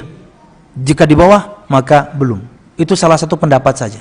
Tapi Anda silahkan explore lebih dalam lagi. Kapan kita bisa sholat lagi setelah keguguran? Siap. Jamaskan rahmukumullah, maka bahasanya seperti di atas. Kalau misalnya memang sudah berhenti karena tidak ada batasan batasan sebenarnya. Tidak ada batasan minimal sebenarnya. Kalau misalnya sudah bersih, ya sudah, nggak mesti nunggu 40 hari. Seperti orang nifas normal, minimalnya tidak ada batasan. Baru sepekan, baru 2 pekan, bersih nggak keluar lagi, sholat Anda. Maksimal 40 hari. Setelah 40 masih keluar, maka itu istihadah, Anda sholat. Berkaitan dengan keguguran, maka dia sepertinya langsung bersih, maka Anda sholat. Wallahu a'lam bishawab. Baca lagi ya, karena artikel tadi juga kenapa dibahas? Karena hubungannya dengan sholat. Karena hubungan dengan sholat. Mohon penjelasan makna budak dalam surah Al-Mu'minun ayat 5 dan 6. Kenapa budak dihalalkan untuk majikannya? Mohon maaf, apa itu tidak melanggar HAM? Kita sekarang tidak ada perbudakan. Al-hukmu yaduru ma'illati wujudan wa adam. Ini kaidah. Hukum itu berputar dengan sebabnya. Ada sebab, ada hukum. Nggak ada sebab, nggak ada hukum. Sekarang nggak ada perbudakan. Nggak kita bicarakan hukumnya. Tapi nanti di akhir zaman akan ada kembali perbudakan. Tidaklah ada perbudakan kecuali sebelumnya ada peperangan besar antara kaum muslimin dan kafirin. Kalah kita, jadi budak kita. Menang kita, mereka jadi budak. Anak kecilnya, perempuannya jadi budak. Karena laki-lakinya kita matiin semua. Ya, tidak ada perbudakan kecuali sebelumnya ada peperangan besar antara kaum muslimin dan kafirin. Dan nanti akan ada di akhir zaman sinyal dari Nabi Muhammad SAW. Ketika beliau ditanya, wahai Muhammad, kapan hari kiamat? Saya nggak tahu, kata Nabi Muhammad. Oke, kalau begitu kata Jibril, apa tanda-tandanya? Di antaranya, antalidal amatu rabbata, seorang budak wanita melahirkan anak juragannya. Budak wanita di akhir zaman, budak wanita. Berarti di akhir zaman ada peperangan besar dan setelahnya ada perbudakan. Dan hak seorang laki-laki untuk kemudian menggauli budaknya. Ya. Itu hukum Allah Subhanahu wa taala. Hukum Allah Subhanahu wa taala. Sekarang tidak ada, maka kita tidak bicarakan. Karena hukum itu ada kalau ada sebab. Sekarang sebabnya nggak ada, jadi kita tidak bicarakan. Dan kita masa baru dengan apa kata orang HAM. Ya, kita berbicara hukum Allah Subhanahu wa taala. Wallahu a'lam bishawab. Wallahu a'lam bishawab. Kenapa Nabi dan Rasul diturunkan di negeri Timur Tengah? Kenapa Nabi dan Rasul diturunkan di bangsa-bangsa negeri Timur Tengah? Anda pertanyaannya sudah salah. Pertanyaan Anda salah. Anda mempertanyakan ketentuan Allah. Kalau saya boleh katakan secara bahasa Banyolan, terserah gue. Iya dong. Jawabannya Al-Anbiya ayat 23. La yus'alu amma yaf'alu wa hum yus'alun. Allah tidak ditanya Allah melakukan apa. Mereka lah yang harusnya ditanya. Sudah taat belum sama nabinya? Perintah Nabi sudah dilakukan belum? Larangan Nabi sudah ditinggal belum? Kenapa Anda mempertanyakan perbuatan Allah? Kita sudah ikut syariat belum? Itu yang harusnya ditanyakan ke kita. Banyak perintah belum kita lakukan, banyak larangan masih kita terobos, kita harusnya ditanya. Mempertanyakan perbuatan Allah, pertanyaannya salah. Wallahu a'lam bishawab. Dan dari 124.000 nabi yang Arab cuma 4, perhatikan, penting. Kenapa orang terkadang ini selalu mendiskreditkan orang Arab? Di antara 124.000 nabi, Arab cuma 4 orang. Pian bayangkan. Karena orang nggak paham. Yang original Arab cuma 4. Nabi Saleh, Nabi Muhammad, Nabi Hud, dan saya tidak salah, ada 4 orang saja. Nabi Ismail, pucuknya Arab. Wallahu a'lam bishawab. Seingat saya cuma 4 orang saja. Yang lainnya bukan. Yang lainnya bukan. Wallahu a'lam bishawab. Jamaah sekalian rahimakumullah, yakni Anda jangan samakan selama orang itu matanya besar, hidungnya mancung Arab. Enggak, mereka terkadang Persia. Bukan Arab orang Persia itu. Bukan Arab Persia itu. Ini terkadang yakni muncul karena orang-orang benci dengan Arab. Subhanallah. Pertanyaan-pertanyaan dari atau yakni paham-paham dari yakni Islam Nusantara juga diantaranya. Anda kalau benci, Anda sholat pakai bahasa Indonesia sana. Apa keterima? Enggak. Anda kalau benci nanti kalau meninggal pakai kafannya pakai batik atau sasirangan.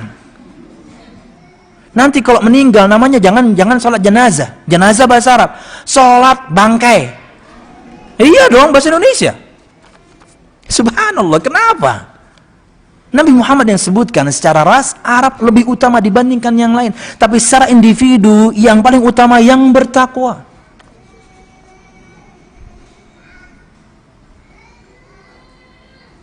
Dan kalau mempertanyakan ketentuan Allah, pertanyaannya sudah salah. Ingat, keberanian orang Arab itu lebih dibandingkan ras yang lain. Anda bayangkan kalau Nabi itu penakut, mau menyampaikan firman, dihantak lawan bebuan preman berdua aja, apanya aja, kerja jadi barangnya. Nggak bisa. Nabi itu pasti pemberani. Dan itu ada di darah orang Arab. Ya. Bahkan kata Nabi Muhammad SAW, al-imanu yamani. Iman itu bercokol kokoh kuat di negeri Yaman, Arab. Makanya Anda dapatkan para da'i kita, da'i sunnah, kalau sudah embel-embel namanya adalah, yakni Anda kenal, Bawazir, Basalama, Jawas, semuanya adalah anak turunan yakni Arab. Lihat bagaimana kokohnya mereka, dan kita doakan sampai meninggal mereka seperti itu. Takut orang, kenapa? Mantap. Namun sipit kayak ini, ngalih. Wallahu a'lam bishawab. Jadi pertanyaannya salah, diperbaiki pertanyaannya. Wallahu a'lam bishawab. Ulun sarankan pertanyaan-pertanyaan senada rubah, apa hikmahnya? Nah, itu lebih enak. Apa hikmahnya Allah turunkan? Nah, itu enak. Tapi kenapa Allah? Salah pertanyaannya. Apa hikmahnya Allah Subhanahu wa ta'ala turunkan para nabi banyak di Timur Tengah? Maka jawabannya yakni ketentuan Allah Subhanahu wa ta'ala mengutus orang atau nabi dan rasul dari kalangan orang Arab karena yakni secara ras mereka jauh lebih utama dibandingkan yang lain.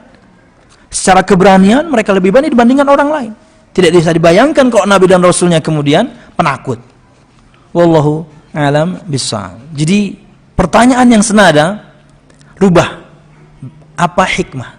Jangan kenapa Allah, salah. Wallahu a'lam bishawab. Jamaah sekalian rahimakumullah, pertanyaan yang terakhir ini ya. Oh, ada lagi ya? Ustadz, Ana mau menanyakan tulisan di bawah ini, siap. Bermanhaj salaf tidak harus ikut kelompok tertentu. Kelompok itu yang dinamakan hizbi.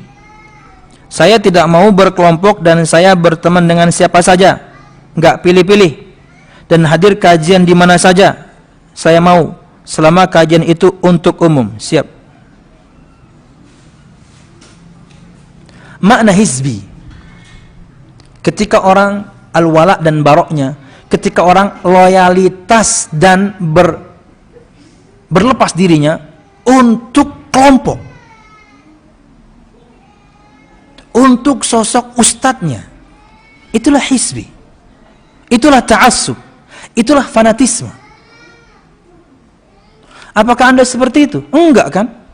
Enggak. Subhanallah, yang kita ikuti jalil firman Allah Subhanahu wa ta'ala, sabda Nabi Muhammad SAW dengan pemahaman salafus salih sahabat Nabi Muhammad sallallahu alaihi wasallam. Kebenaran bisa datang dari siapapun, tapi berguru Anda harus milih. Gimana kemudian pengajian yang penting umum, Anda hadiri pengajiannya Syiah, runyam otak Anda. Anda hadiri pengajian orang yang kemudian tidak mengimani Allah di atas langit. Anda mengimani pengajian orang yang kerjanya kemudian mencela pemerintah. Gimana otak Anda? Ada penyimpangan-penyimpangan berat di pengajian itu. Untuk umum, apakah semuanya Anda hadiri? Kita tidak perlu kemudian meminum baygon untuk tahu itu racun. Camkan ini. Kita tidak perlu minum baygon untuk tahu itu racun. Para ulama telah menyebutkan kesalahan kelompok A, kesalahan kelompok B. Kita hati-hati. Apalagi misalnya siapapun di antara kita tidak atau belum punya filter yang baik. Umpat sini, umpat sana, runyam akhirnya kepala, akhirnya ampih berjilbab. Kenapa? Pusing udah aja. Kenapa? Karena Anda hadiri semuanya. Di sini memandang lemah, di sini memandang tidak mengapa. Hadir pian di sini, bahkan sampai level pakai cadar misalnya. Hadir pian ke ustadz itu, nang anaknya aja kan gak berjilbab. Oh karena apa aja? Karena berjilbab pian. Subhanallah. Kebaikan bisa datang dari siapapun, tapi nuntut ilmu, berguru, Anda harus milih. Dan ketika Anda memilih itu, Anda bukan kemudian dikatakan hizbi, tidak. Karena kalau si ustadznya salah, Anda nggak ikuti dia. Ustadznya benar, Anda ikuti dia. Yang namanya hizbi, ustadznya benar atau salah, pokoknya saya sama ustadz ini, itu namanya hizbi. Loyalitas Anda hanya kepadanya. Loyalitas Anda hanya kepada kelompoknya. Wallahu a'lam bishawab. Wallahu a'lam bishawab. Jadi ini perkataan kayaknya benar ya, tapi menyimpang ya. Wallahu a'lam bishawab. Dan bahkan mungkin yang ngomong, berani nggak dia praktekkan? Nggak berani saya rasa. Nggak berani. Datang ke pengajian isinya mencela sahabat. Gimana kita mau belajar? Orang cela sahabat. Datang ke pengajian isinya pemerintah habis, dia celah habis. Gimana kita mau menerima itu? Datang ke sini kemudian kata ustadznya, syekhnya atau dianya sudah nggak apa-apa nggak sholat karena dia yakni sudah bersatu dengan Tuhan. Gimana? Nabi Muhammad aja masih sholat. Nggak bisa. Harus milih. Wallahu a'lam bishawab. Yang terakhir, Ustadz, gimana dengan seorang dukun yang katanya memiliki indera keenam? Ini adalah karomah dari Allah karena dia memintanya sama Allah, bahkan bukan sama setan. Siap? Jamaah sekalian rahimakumullah. Jawabannya adalah perkataan Imam Syafi'i. Dan perkataan Imam Syafi'i ini diulangi sampai, mudah saya tidak salah, sampai 9 kali di Majmu' Fatawa Syekhul Islam Ibn Taimiyah. Sampai 9 kali. Beliau menerangkan di tempat yang berbeda untuk menekankan ini. Perhatikan. Jika kamu melihat orang terbang di udara, berjalan di atas air, janganlah kamu tertipu dengannya, sampai kamu tahu bagaimana sikap orang tersebut terhadap firman Allah dan sabda Nabi Muhammad sallallahu alaihi wasallam. Patokannya firman dan sabda. Anda tahu dukun? Ada dukun salat? Hah? Ada dukun salat? Bahkan di antara ilmu yang dia miliki itu harus meninggalkan syariat. Harus meninggalkan syariat, harus kemudian mau dengan yang jorok-jorok, yang kotor-kotor. Bahkan mungkin tes terakhirnya sebelum jadi dukun asli, dia harus mau berendam di kotoran. Gimana? Jadi kata Imam Syafi'i, jika kamu dapatkan ada orang terbang di udara, sesuatu yang di luar ambang batas kemampuan manusia, terbang di udara dan kemudian berjalan di atas air, jangan kalian tertipu dulu sampai kalian tahu bagaimana sikap orang ini terhadap firman dan sabda. Dia pengikut Al-Quran dan As-Sunnah, itu karomah. Kalau begitu, dia bukan pengikut Al-Quran dan As-Sunnah, berarti itu dari setan, otomatis dari setan. Dan ingat, karomah tidak bisa didemonstrasikan. Karomah tidak bisa didemonstrasikan. Dia hadir begitu saja. terjadi kepada Umar bin Khattab, diperlihatkan di hadapannya bagaimana kaum muslimin perang di belahan bumi yang lain. Tapi tidak bisa dia ulang.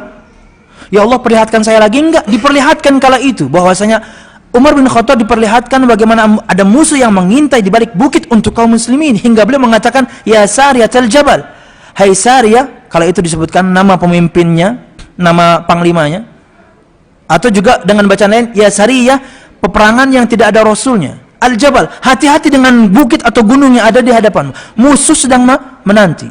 Pian tahu, Umar bin Khattab ngomongnya di Madinah, suara beliau didengarkan di belahan bumi itu. Mereka mendengarkan suara Umar bin Khattab. Karomah. Definisi karomah dengan mukjizat mirip-mirip. Amrun khariqun lil adah, satu perkara yang luar biasa. Tapi bedanya mukjizat untuk nabi dan rasul, karomah untuk non nabi dan rasul. Mukjizat ada unsur tantangan, entah nabinya nantang atau ditantang umatnya. Karomah diberikan begitu saja. Rata-rata untuk orang yang saleh. Rata-rata untuk orang yang saleh. Tabrakan, jebret, mobilnya hancur lebur, penyok. Bahkan mungkin sampai ke bagian supirnya. Kalau kita perlihatkan hasilnya, ini orang harusnya mati, tapi dia nggak mati. Karomah. Coba aja Anda ulang, mati. Seorang jatuh dari tingkat yang tinggi, tingkat 1, tingkat 2, satu tingkatnya mungkin 4 meter. Jatuh dan tidak mengapa. Karomah. Luar biasa ini. Coba aja ulang, pian naik pulang, turun, patah. Itu bedanya. Yang dilakukan dukun, dia bisa ulang-ulang.